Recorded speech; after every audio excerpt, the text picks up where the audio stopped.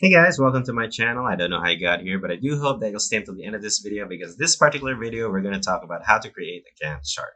Now, what exactly is a Gantt chart? Well, let's go ahead and take a jump back to the time of Henry Lawrence Gantt, who was a mechanical engineer and a project management consultant.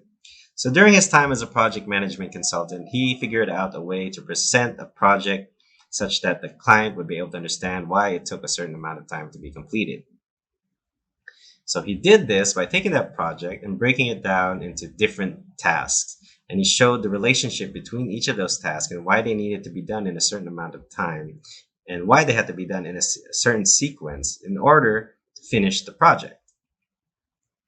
And he would later, this chart would later be called the Gantt chart. Why? Because it was named after him, of course. So let's go ahead and make a Gantt chart. Uh, So Gantt charts they aren't only used by architects or engineers or construction workers. They're also used by various different professions. But we use the Gantt chart in order to understand, as I said earlier, why a certain project takes a certain amount of time. And we do that by breaking down the task, also as I mentioned earlier. So let's go ahead and come up with a fictional project for us to work on. Let's say we're going to work on a renovation of a room.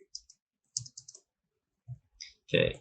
And let's give this room a fictional background. Let's say it's a 3x4 room, and it's for the client's child that is just newly born, and yeah, that's what we're gonna do. So after discussing with the client, we found out that they're only going to give us 30 days to finish the project. So now we have to break down the task in order for us to be able to complete it within that time frame. Okay. So as you can see here, we have this column right here, right? And then we have all these rows. So for this column, this is where we're going to write, or this is where we're going to list down the different tasks that have to be done. So we're just going to go ahead and put here, okay. Now let's say we're going to give it, I'm not sure how many tasks yet because we're doing this on the fly. Okay. And then up here is the time frame. Okay. Okay, so the time frame can be done based on how long you think a project will take. So if you think it will take a day, you can do it by hours. You can do it the first hour to the 24th hour. If you think it can be done in the matter of days, as opposed to one day, then you can just do it as 1 day, 2 day, 3 day. If you think it's going to be done in a matter of years, then you can do it as weeks. If you think it's going to be done in a matter of decades, and you can put it as months. It all depends on how long the project is meant to be. But since most construction projects usually should take less than 3 years, especially if it's just a renovation of a room, we can just go ahead and use days. And for this one, since the client has asked that we have to finish it in 30 days, we're gonna go ahead and stick with that 30-day program. 30 days, all right. Okay, so our client has hired us to renovate the room of their newly born child, okay? And they've given us 30 days, okay? So we have to make sure that we don't waste any of our time. Now, in those 30 days, let's add a bit more fictional background to this project. Let's say this project will be Pakyawan. So Pakyawan basically means that we're going to be paid a lump sum to finish the project in a certain amount of time. So there's no hours to be followed. There's no there's no 8 to 5.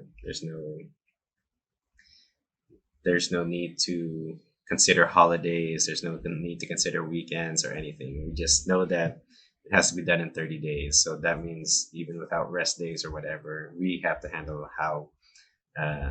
determine how we're going to handle the staff and how we're going to handle this project. So that's Pakyawan. There's basically no HR structure. Anyway, first thing we have to do is we have to consult with the client. So we've already talked with the client. We've been hired by the client. The client has said that they'll give us 30 days to finish the project starting tomorrow, let's say.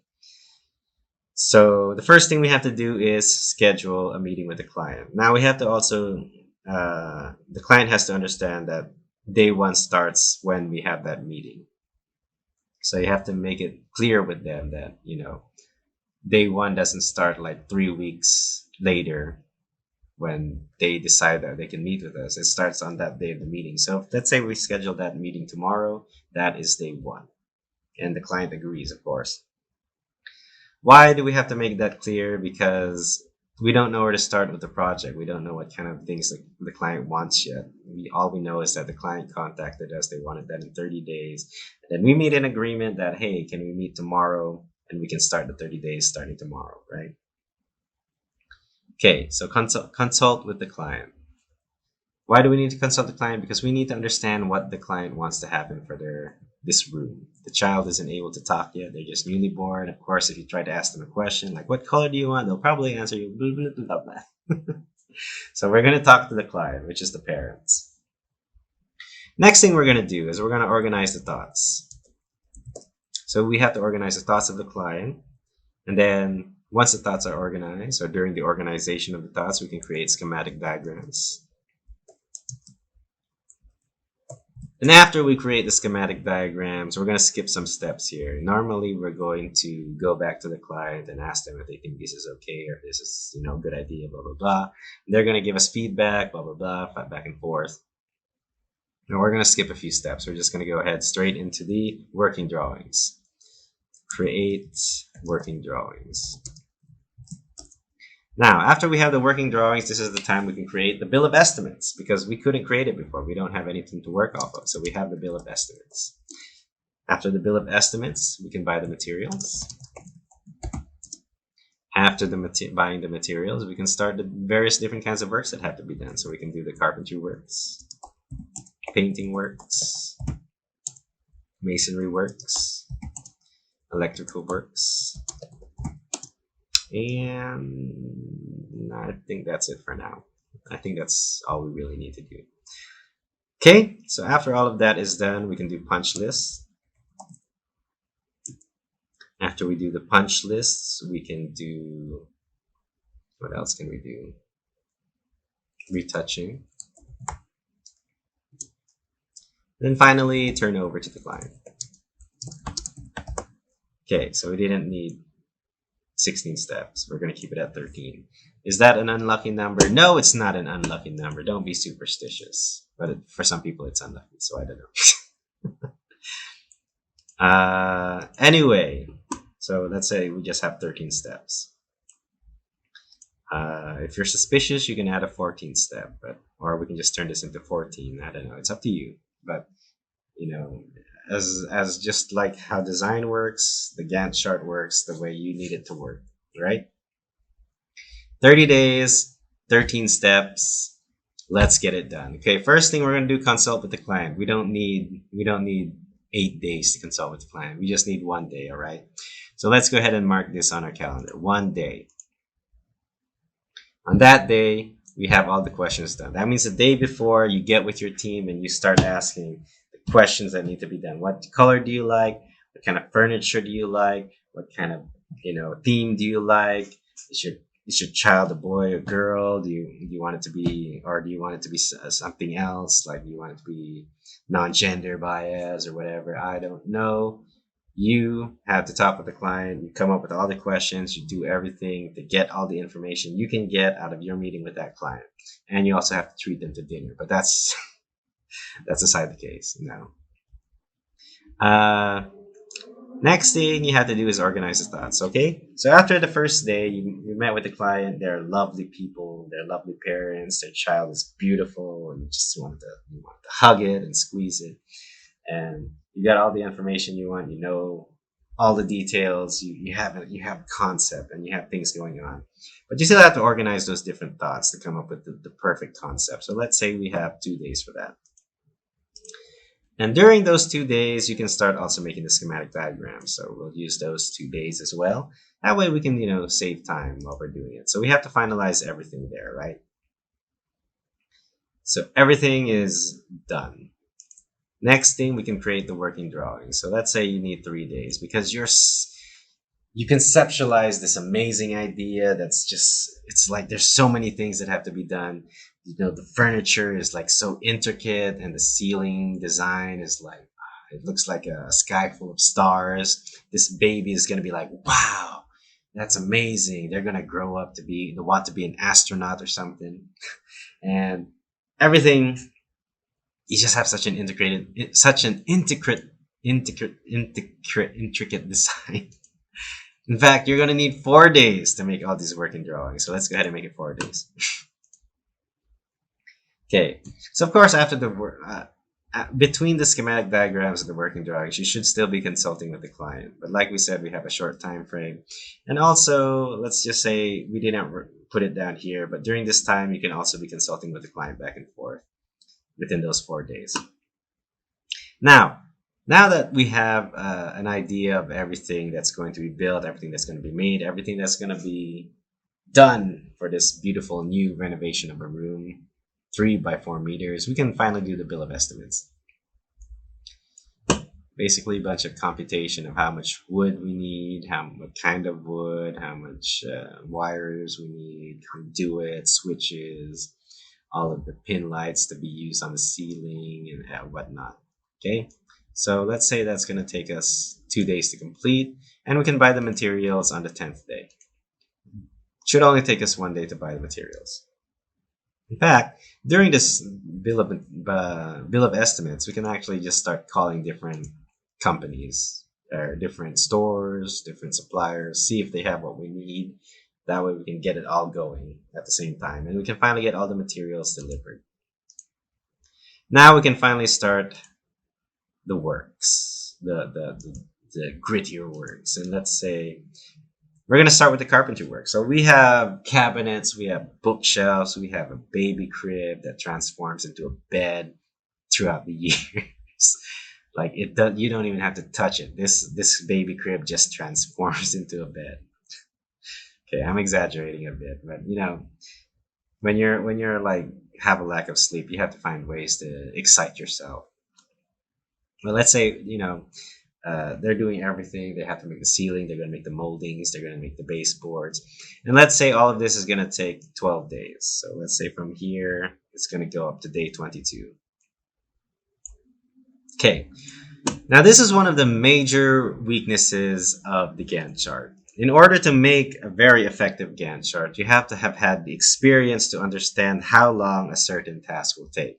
So these beginning tasks are kind of self-explanatory. I mean, when you're going to consult with the client, I really doubt it's going to take 8 days, or it's going to take more than 1 day or more than one lunch meeting to, understand what the client wants, because you should already have all your questions lined up. And I'm pretty sure that if your client is hiring you, an architect, then they're pretty confident in what they want to happen. One way or the other, they know what they want.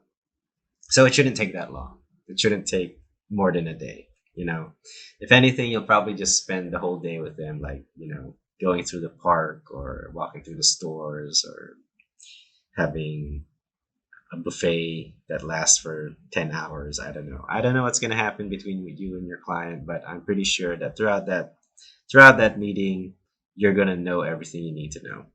Okay? Organizing thoughts, that's simple. You just outline everything that they answered. You figure out how to put it all together. Creating schematic diagrams, you just draw and draw and draw. If anything, schematic diagrams might even take a bit longer. Depends on how creative you are. So let's say we add an extra 2 days there. But the working drawings, we can also start during the schematic diagram drawings. We can start finalizing them until the end. And then the bill of estimates, well, basically, if you have all your working drawings, then making bill of estimates shouldn't be that hard. It shouldn't, you should be able to do it in 1 day. But, let's say you're just burned out from all of the exhausting thoughts that you poured into this project with all of your passion and everything. So it took you 2 days. That's fine. Like I said, buying the materials only takes 1 day. You go everywhere you need to go to buy everything.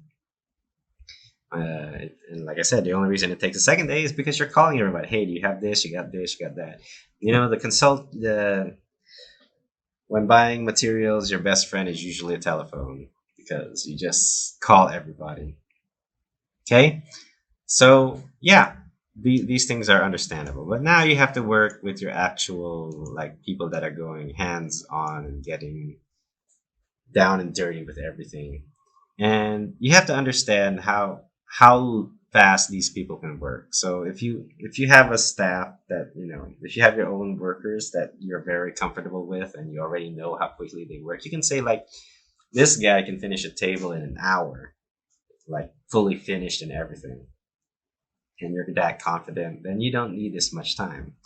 But let's say you're just hiring, you're design and build, you're going to be the contractor for this project, and you haven't met the staff yet.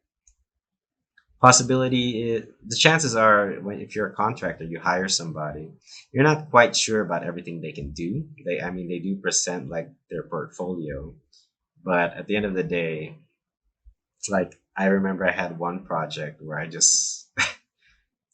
had to get this chair done, and I went through like three different carpenters and then like seven different upholsterers, and that took up a lot of time. So this is when I was just starting out in the business, and I didn't have a complete grasp of how everything works yet.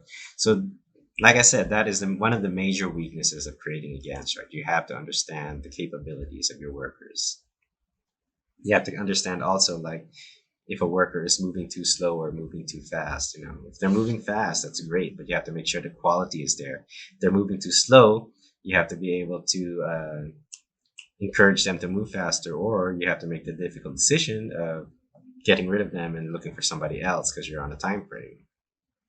And these are all of these things you have to actually experience to understand. You don't just understand it from me telling you the story or reading it in a book. You actually have to just go out there, you know.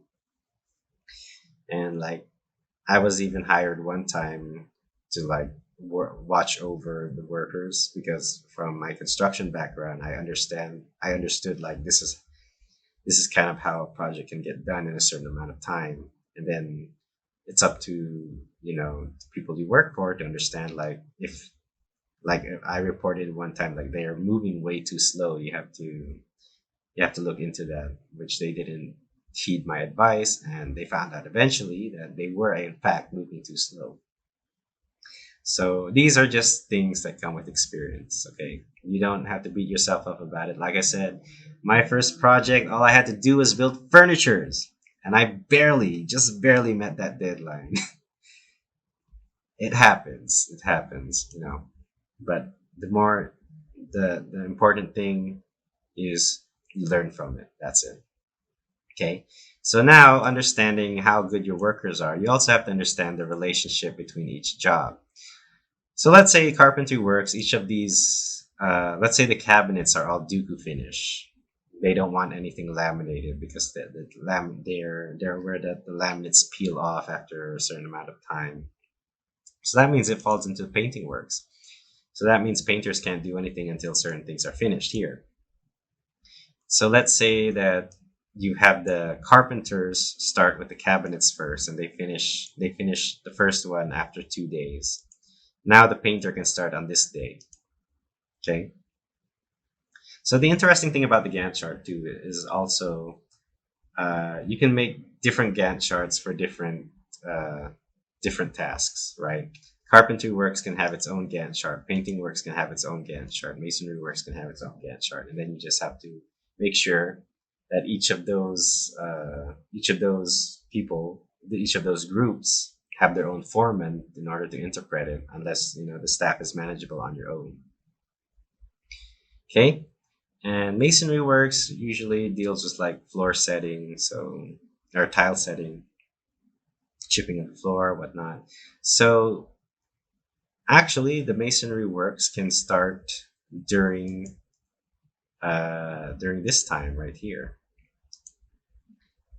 So during the time of buying materials, because you already have the tools, right? So what they're going to start doing is they're going to start chipping the floor already. So we can already have an understanding that this can be done during this time. And if it's a 3 by 4 meter room, so that's 12 square meters, and let's say we're going to use big tiles, 0.6 by 0.6. Then let's say that the chipping of the existing flooring takes them about 3 days. And then floor leveling. Say it takes them about 2 days, and then or floor topping, and then it takes another 4 days to do the tile setting. Okay, and let's say they have three of them, so we know that we can say that it'll take this many days. How many days is that? 1, 2, 3, 4, 5, 6, 7, 8, 9 days. Okay, 9 days, sure. So that means that painting of walls can start on this day. So during this time frame, we can already assume that painting works will be done throughout this time. Okay. Next thing we have the electrical works. So we can't start painting the walls, but during the time of chipping, we have to have the materials first. So by the time we have the materials, then they can already start working on the electrical works. And let's say, so they just have to do a bunch of roughing in. There's going to be lots of lights in the sky, lights on the ceilings, uh, placing conduits, connecting to the panel boards. Let's say 1, 2, 3, 4, 5, 6, 7, 8. I would give them 8 days. They can do all that. Okay. So we have all those works done. Carpentry works then will be done in this day. So that means that during this time, there will still be some more painting works that have to be done. So let's give them an additional 3 days. Bam. Okay. Now, punch list. That shouldn't take more than a day. You go in there, bam. Find what needs to be done.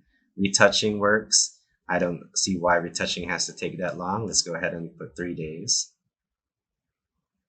And look, 30 days. We're going to turn over to the client.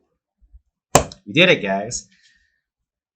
So imagine I did this on the fly. I did this just today, on this moment, this hour. And I managed to fit everything in 30 days. And that's because I've had experience in the field, you know. And I also, as I said, there's a bunch of things that we didn't list down that have to be done on again, that have to be enumerated on our list of tasks to be done. But overall, as I said, each of them should be able to interchange with each other. Let's go ahead and just do this here so we can see it better. Top border, top border, top border. Can I do it on all of them? Let me see. No, just one at a time. Okay.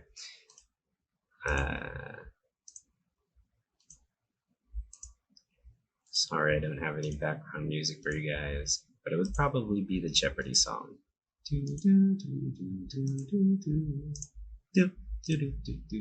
Okay. Bam. Okay, so now it's more clear. So that's how we create a Gantt chart. We have to break down each of the tasks and show how long each task will take. So since we've already consulted with the client in the first place, we don't exactly have to show this to them. But if ever they ask, like, how are we doing on the project, we can look at this Gantt chart right here, right? And outside borders. And we can show this to the client, like, if we're on day 12, oh, we're here on day 12. So we've already had the carpentry work started. We've had the masonry works. They're starting the leveling of the floor, the topping of the flooring, and the electricians are already roughing in the conduits and the wiring works. So that's the importance of the Gantt chart. Like, if ever, like, if we weren't, even if we don't present it to the client, and the client just calls us one random day, let's just say, what day is it? What day clicking? Yeah. So what is this? Day 11. So this is where we can see where we're at. The client can ask, like, oh, where are we at right now? This is how far we're getting. And then if, like, they come to the site, well, obviously they'll be in the site because the room is in their house. So they can just, like, ask us anytime. And we can show it to them how it's going. This also helps us keep track of what's going on throughout the project and understand, like, are we on time? Are we on time? Now, to be totally honest, in my experience, like I was mentioning earlier, the Gantt chart, you have to understand how long it takes a certain worker to do a certain task, right? You have to be familiar with what your team is capable of doing. So if you're not familiar with them, then you'll probably have a hard time gauging if you're actually going to be able to finish this project. So usually you should add some contingency time, which I didn't do here. I just did everything based on like my knowledge of how fast workers should be able to get things done if they were, let's just say, below average. But if they were in average or better, they could probably get this project done a lot faster. So it's always nice to have a bit of contingency. So I didn't really show it here, but I always have that assumption that, like, let's just say my staff is below average. Okay, you don't want to say average. You don't want to say like your staff is passable all the time, because especially if you don't know who you're hiring, you might come up with a few hiccups along the way. Like, let's say you hired a painter that doesn't know how to paint, but they've been painting the whole time for the past, let's say, up to this day right here. And then it turns out their Dooku finish work on the cabinetry is very subpar and it's starting to peel off. So now you need to hire a staff, or you need to get rid of that guy or put him somewhere that he's capable of working on. And then you can either add more workers. For example, I have 3 cabinets and he painted 3 of them. All of them are not good. I can either look for 3 good painters that can get the job done within like 2 or 3 days. That way we can make it for the lost time. Or I can use my existing workers to try to fill in the gaps. So you kind of have to have that, like, you have to have that brainstorming idea to yourself, like, what are the solutions we can do here? For electrical works, let's say like he set fire to the room. He set fire to the room on this day. So now we have to rewire all the works because all of them are shot. They're all burned out. So now we have another problem. Like, how can we do this? Well, let's say that the conduits, like, we already know where all the conduits are going. We just have to buy all the materials again, put them in right away. How long will that take us? Let's say it will set us back a couple of days. Let's say my original staff was only 3 people, right? 3 electricians. 2 of them were helpers. One of them was the major electrician. One of the helpers accidentally caused that burnout. So now I need to get everything done. I'll get a few extra people to work on this, and then I have to get the retouching done because some of the repainting on the walls. Let's say that one of the tiles accidentally popped up. I have to get them back. There's a lot of things that can happen in a project. So you want to have contingency time. You want to have contingency time. It's either that or you do what I did, is you just have an assumption that everyone is below average. So in this particular project, I can guarantee them that it will get finished in 30 days. If possible, I might even be able to get it finished faster. But anyway, that is how the Gantt chart works. I hope you guys enjoyed watching. I know I talked a bit fast, but I kind of noticed that I usually have long videos, and I'm trying to avoid that. I want to get to the point. And I want you guys to kind of learn a lesson from it as we do it, like learn a bit of like what can happen on site. And I also want the clients to understand, like, it's not an easy job, what we do. So if you're someone that's planning on hiring an architect, then this can benefit you also. You can ask them, like, can you create a Gantt chart for me so I can understand what's going to happen? And then you can learn how to, since I've shown you here, you can learn how to read it. Another thing you should also take into effect, which I forgot to mention, just last thing. So you have those, like I said earlier, you have relationships between each of these items. So certain things you have to start in order to start. Okay, so we call that start to start. Very, very plain and simple. So you can't start the schematic diagrams until you've started to organize thoughts. So these have a certain relationship, which is start to start. The other one is finish to finish. Okay, so you can't finish the painting works until the carpentry works have been done, for example, because you have to have all the carpentry works installed in order to finish the painting works. So that's another example, finish to finish. Doesn't technically mean that it will finish at the same time. It just means that you have to finish this in order to get this to be finished. Another relationship you have is finish to start. Okay, so we can't actually, technically, everything is finished to start. Okay, but like in terms of like strictness, a finish to start object would or finish to start relationship would be here, creating the working drawings. You can't create the bill of estimates. You can't get to the bill of estimates until you finish the working drawings because you have nothing to base the bill of estimates off of. And the last thing, so you have finish to start, you have start to finish. So, for example, here on the retouching, uh, you have to start this in order to finish the project. So you can't turn it over until you retouched everything. So a lot of it you don't really have to point out. Like if you want to make it clear on the Gantt chart, you can just put it there. Like you have to start this in order to start this. You have to finish this to start this. But a lot of it should be, you know, self-explanatory if you've worked long enough in the field. But if you want to make it more clear to like clients, you can include that in here. Like for example, the reason you would put that here, start to finish, is because your client would probably ask like, why did you only start the bill of estimates here? Why couldn't you do it at the same time as everything else? And it's simple.